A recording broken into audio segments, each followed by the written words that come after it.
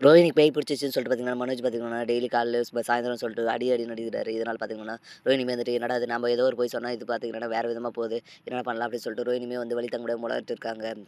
சரி எப்படியோ ஒண்ணு பேய் போனா சந்தோஷம்னு சொல்லிட்டு பார்த்தீங்கன்னா, மனோஜ் அமைதியா ஏறுறாரு. இது ஒரு பக்கம் இருக்க இன்னொரு பக்கம் பார்த்தீங்கன்னா, நம்ம முத்துக்கிட்ட பார்த்தீங்கன்னா, போலீஸ்காரர் காரெல்லாம் எட்டு போனனால முத்து ரொம்பவே டென்ஷன்ல இருக்காங்க. அதுக்கு டென்ஷன தெரிஞ்சுட்டு மீனா பார்த்தீங்கன்னா, எப்படின்னு ஹெல்ப் பண்ணலாம்னு சொல்லிட்டு டெய்லி இப்போ குடுக்குற இன்ஸ்பெக்டர் அங்கிள் வீட்டுக்கு போயிட்டு நடந்த எல்லா விஷயத்தையும் சொல்லி ஃபைனான கட்டி விட்டு சொல்லுங்க சார் எப்படியான சொல்ல அவங்களும் வந்துட்டு ஹெல்ப் பண்றோமா, சரி ஃபைன் கட்டு கார் எடுத்து சொல்லு நான் போய் பேசுறேன் அப்படின்னு சொல்லிட்டு பார்த்தீங்கன்னா, இது பண்றாங்க.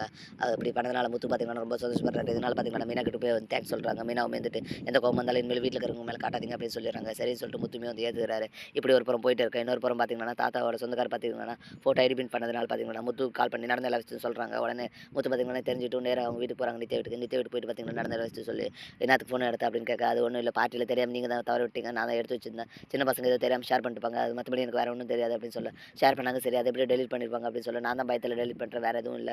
இதுக்காக வேற எதுவும் கோவப்படாதீங்க." அப்படின்னு சொல்ல, "சரி, சரி தெரியாம பண்ணிட்டேன்ல மன்னிச்சிடுறேன்." அப்படின்னு சொல்லிட்டு பார்த்தீங்கன்னா, முத்து மெமஞ்சி வந்துறாரு. வெளிய வந்துட்டு பார்த்தீங்கன்னா, "ஏங்க இப்படி சும்மா விட்டு வந்துட்டீங்க?" அப்படின்னு கேட்க, "இல்ல அவ சொல்றதிலே தெரியல. அவ ஏதோ ஒரு முடிவு மறைக்கிறான்றத கண்டுபிடிக்கலாம் இரு." அப்படின்னு சொல்லிட்டு பார்த்தீங்கன்னா, முத்துமே வந்துட்டு அமைதியா வந்துடுறாரு.